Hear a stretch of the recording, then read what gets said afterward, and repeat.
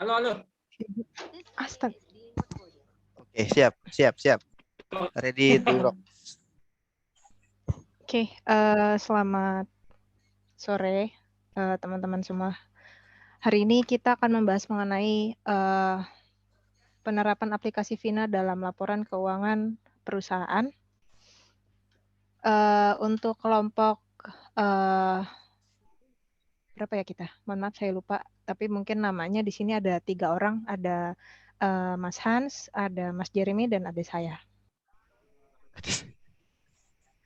Oke, next. Halo. Next saja nggak apa-apa. Oke, untuk pembahasan pertama itu pendahuluan akan dibacakan oleh Mas Jeremy. Silakan. Oke, yang pertama adalah abstraksi. Teknis analisis yang digunakan dalam penelitian ini adalah sistem development life cycle atau biasa yang disebut dengan SLDC. Penelitian ini menunjukkan penggunaan hasil yang akurat dapat diterapkan pada siklus operasi perusahaan PT ABCD. Vina Imatek dapat membantu dalam proses pencatatan pada setiap dokumen yang digunakan pada saat pencatatan dalam bentuk jurnal. Semua aktivitas dicatat dalam buku besar, aktivitas umum, kas, dan bank. Persediaan dan aset tetap di tangan yang sesuai sistem dapat menghasilkan keuangan yang akurat secara cepat dan akurat. Next.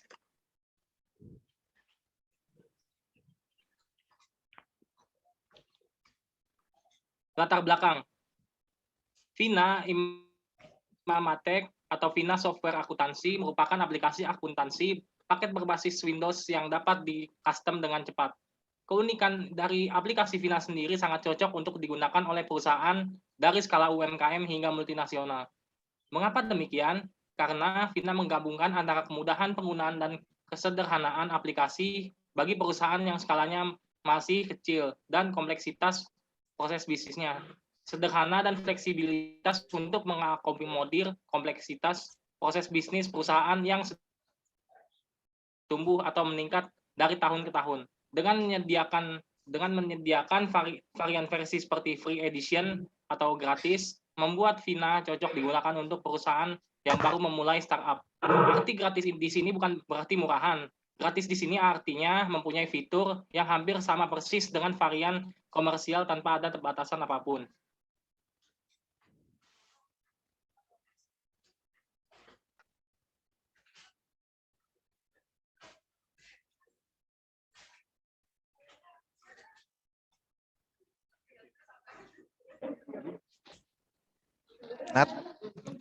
Nat. Oke, lanjut mana kalian? Pesan itu Iya. Pesan itu Baik, terima kasih Mas Jeremy untuk melanjutkan presentasi hari ini. Selanjutnya pembahasannya adalah landasan teori. Next slide, Mas Hans. Oke. Yang pertama adalah definisi laporan keuangan. Pengertian dari definisi laporan keuangan itu menurut Ikatan Akuntansi Indonesia atau yang biasa disebut dengan IAI, itu laporan keuangan itu merupakan bagian dari pelaporan keuangan, dan laporan keuangan adalah suatu penyajian terstruktur dari posisi keuangan dan kinerja keuangan suatu entitas. Next. Tujuan laporan keuangan. Yang pertama itu memberikan informasi yang lebih mendalam terhadap laporan keuangan itu sendiri, kemudian selanjutnya mengungkapkan hal-hal yang bersifat tidak konsisten dalam hubungannya terkait laporan keuangan. Kemudian yang ketiga itu adalah memberikan informasi yang diinginkan oleh para pengambil keputusan. Selanjutnya dapat digunakan untuk membandingkan dengan perusahaan lain atas perusahaan lain secara industri. Yang kelima itu adalah memahami situasi dan kondisi keuangan perusahaan, dan yang terakhir dapat digunakan untuk memprediksi bagaimana keadaan perusahaan pada masa yang akan datang atau proyeksi. Oke. Selanjutnya ini adalah pembahasan mengenai finance dan accounting software atau Vina.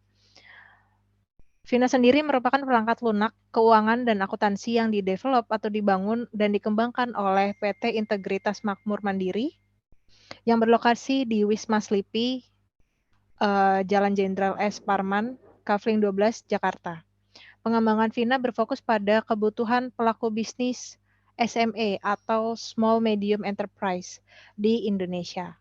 Fina merupakan perangkat lunak yang mampu mengelola data-data akuntansi secara sederhana, mudah dipahami dan dipelajari, namun mempunyai fitur yang lengkap dan terintegrasi antar modul. Oke. Selanjutnya ini adalah SDLC atau System Development Life Cycle. Jadi penelitian ini menggunakan metode perancangan SDLC yang bertujuan untuk menganalisis informasi mengenai aplikasi Fina sehingga dapat membuat aplikasi dengan menyediakan antarmuka yang dapat mempermudah pengguna lain dalam membuat laporan keuangan secara digital. Model proses perangkat lunak merupakan gambaran dari proses perangkat lunak. Setiap model perangkat lunak dapat menjelaskan proses dari sudut pandang tertentu sehingga memberikan informasi mengenai proses yang dilakukan. Model proses pengembangan dari sistem informasi yang dibangun menggunakan model waterfall. Seperti gambar yang ada di sebelah kanan, ini yang pertama, cycle-nya itu adalah planning. Jadi kita melakukan perencanaan, kemudian yang selanjutnya itu adalah analisis atau kita melakukan analisis terhadap data yang akan kita rencana yang akan kita bangun itu. Kemudian yang ketiga itu adalah melakukan desain atau kita membuat antarmukanya itu seperti apa untuk perangkat lunak tersebut. Nah, yang keempat itu adalah melakukan implementasi. Yang kelima itu adalah melakukan uji coba dan integrasi. Dan yang terakhir itu adalah melakukan maintenance.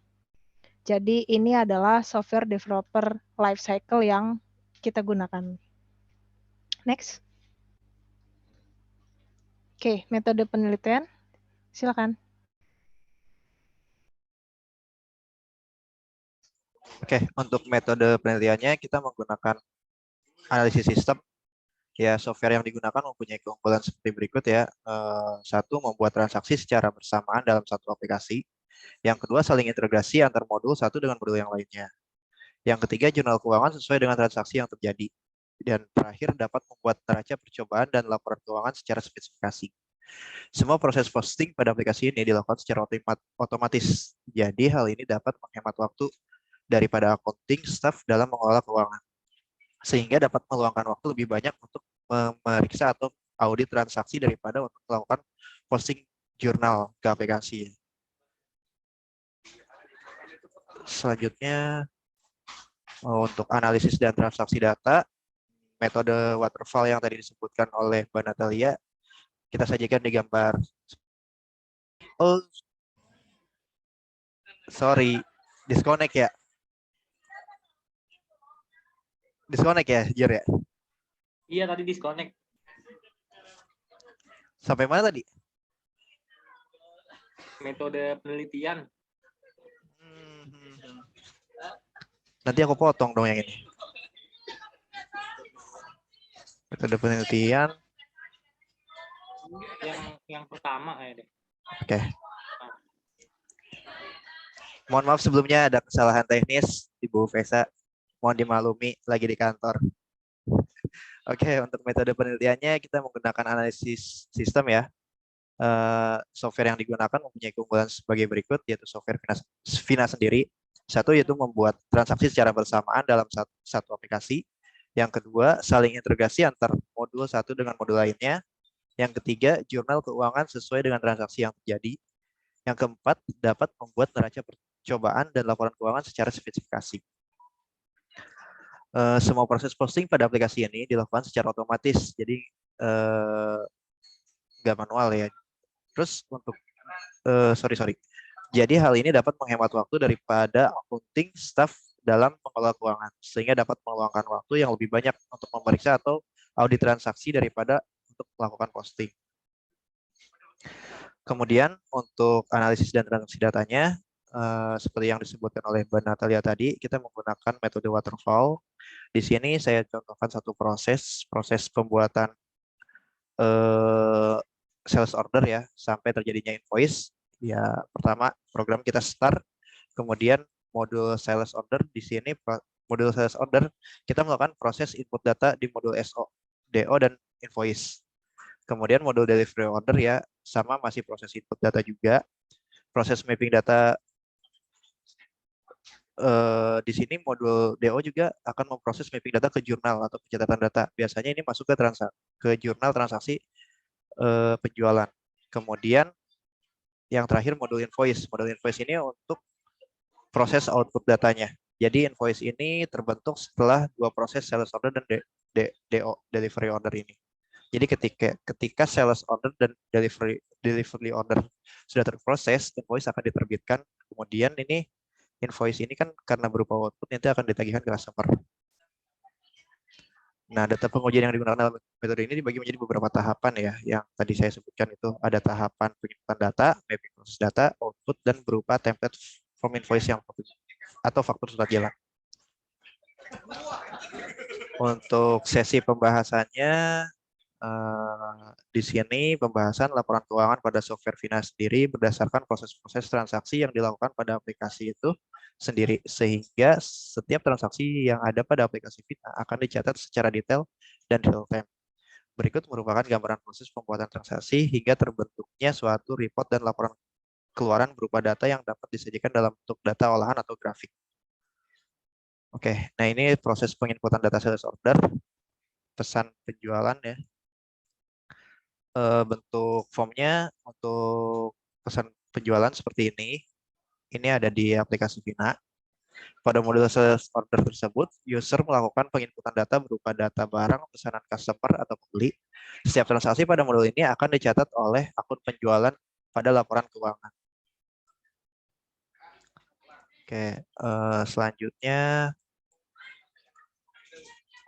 untuk pengiriman delivery order atau pengiriman pesanan, ini biasanya form ini akan turun ke bagian warehouse, di mana bagian warehouse itu menyiapkan pesanan penjualan yang diinputkan oleh tim.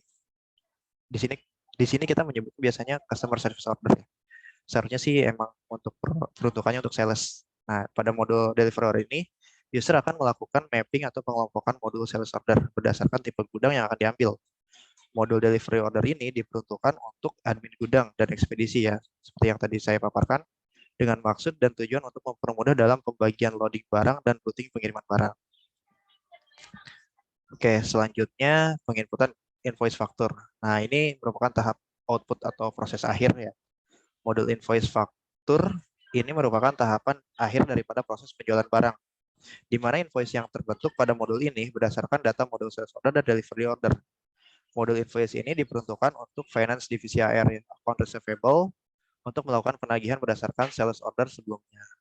Jadi semua PO atau sales order yang terbentuk di awal itu akan dibentuk dalam sebuah invoice. Nah, untuk penutup mungkin bisa disampaikan Mas Jeremy. Oke. Jadi kesimpulan dari jurnal ini adalah dari hasil penelitian aplikasi Vina yang penulis paparkan sebelumnya, ada beberapa hal yang dapat penulis simpulkan.